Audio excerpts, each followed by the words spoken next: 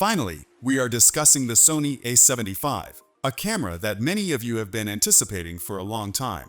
Indeed, nothing official has been announced yet, but the information that is starting to come together points to the possibility that this camera may arrive in late October or early November. Since Sony has pushed the A7V cycle as far as it can, that timing feels appropriate. To be honest, many of us believed that the time would come in the middle of 2025, but it seems that demand for existing models, supply chain challenges, and tariffs have delayed it. The key question at this point is what we can reasonably anticipate. Now, let's begin.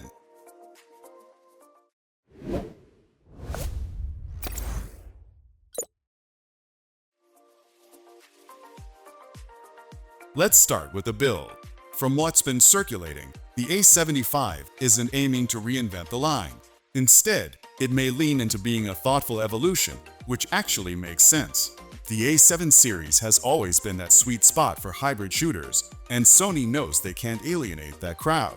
The build is said to be more robust with dual card slots supporting both CF Express, Type A, and SD. That makes it flexible. You can run high-speed cards for video work and still rely on your cheaper SDS for casual shooting or backups. On the usability side, we might see a higher resolution EVF, which would be welcome. If you've been on the A7 IV, you know the EVF did its job. But in long sessions, especially outdoors or in critical focus situations, it could feel limiting. If Sony brings a sharper panel here, it'll make the experience feel closer to their higher-end bodies like the A1. Now, this is where things start to sound exciting. The A7V is expected to carry a new 44-megapixel BSI CMOS sensor, not stacked, but backed with a dedicated AI chip. And that matters. You're looking at more resolution compared to the A7V's 33 megapixels, which should give still shooters a nice bump in detail without going into medium format territory.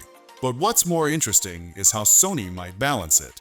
Triple base ISO values have been mentioned, 800, 4000, and 25,600, which sounds like a dream for anyone working in Log 3, Log 2, or HLG.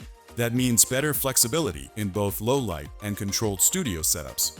If you've worked with log profiles before, you know how a proper base ISO structure changes the way you expose and grade footage. One of the standout notes is burst speed, 20 frames per mechanical raw. That's double what we had on the A7 IV. And while it won't be in A93 territory, it does push the A7 line deeper into sports and wildlife territory. Pair that with the rumored 8-stop IBIS and the new AI autofocus system, and you've got a camera that could feel like a serious all-rounder. Think about it. On the A7 IV, real-time tracking already did wonders, but adding a driven body and face recognition might take reliability a step further for portrait shooters, wedding work, even street. This could cut down the margin of missed shots.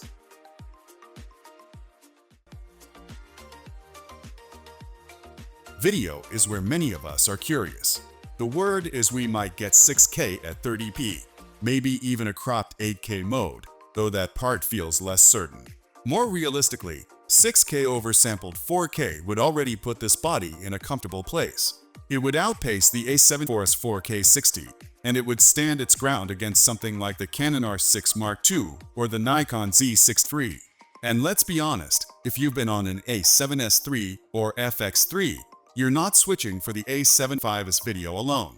But for hybrid creators who bounce between stills and clips, the extra resolution plus advanced log support could be exactly what makes it versatile.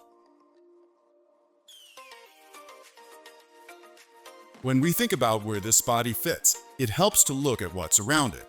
The A7 IV launched at $2,499, and the A7V is expected somewhere closer to $2,799, maybe $3,000. Not cheap, but not out of reach compared to what Canon and Nikon are offering right now. Take Nikon's latest CR series.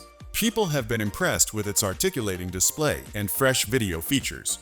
Sony risks losing ground if the A7V doesn't feel like a real step up. On the Canon side, the R6 Mark II is already a favorite for hybrid shooters with fast readout and solid 4K. So, Sony knows they need to deliver enough here to keep the A7 series relevant for at least another cycle. And let's not forget Sony's own A1 and A9 III. Those are still ahead in stacked sensor performance and burst speeds, which means the A7V has to carve its space as the balance point. More resolution than the A74, better speed than before, but not encroaching on flagship territory.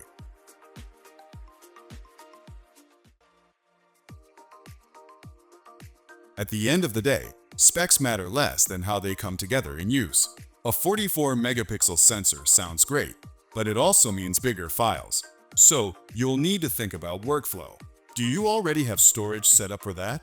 And while 20 FPS sounds fast, it's only helpful if the buffer and card speeds keep up. That's where CF Express comes into play. Though those cards don't come cheap. For videographers, the triple base ISO could be a huge deal. Imagine walking into a wedding reception, dim lights, tricky colors, and being able to rely on cleaner footage straight out of camera. For landscape photographers, the detail bump means more crop flexibility without losing sharpness. And for everyday creators, the improved autofocus means fewer missed moments, plain and simple. Now, let's talk about what we want to see. What we're hoping for isn't just bigger specs. It's the small fixes that make a real difference. Rolling shutter is the first one. On the A74, it was hard to ignore.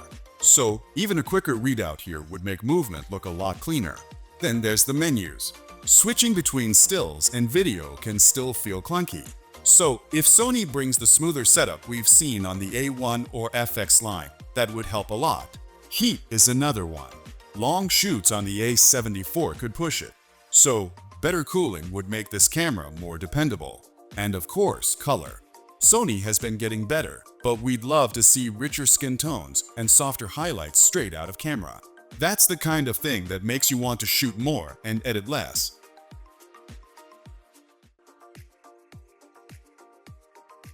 We also have to talk about why this camera took so long. Sony reportedly had this lined up earlier in the year, but tariffs and production bottlenecks changed the roadmap. That's why we saw other models like the FX2 and RX1R3 drop, even though those were mostly reworked with existing tech. In contrast, the A75 feels like Sony wanted to make sure the rollout was smooth because they know this body will sell in high numbers. So, where does that leave us? The Sony A7V might not break new ground in the way some people hope, but it could bring together enough refinement to feel like the natural upgrade many of you have been waiting for. More resolution, stronger video pipeline, faster bursts, smarter autofocus, and better ergonomics. If you're shooting on an A73i, this could feel like a huge step forward. If you're on an A74, it'll depend on your needs. Do you want more resolution and stronger video? Then it might be worth the jump. If not, the A74 is still plenty capable. Either way, what we are looking at here is an evolution that could give Sony another solid run in the hybrid market, and that's why we are paying close attention to it. So, that's everything we have for now. We'd love to hear what you think about the A7V. So, drop your thoughts in the comments. Thanks for watching. If you found this helpful, give it a like and subscribe for more camera news and reviews.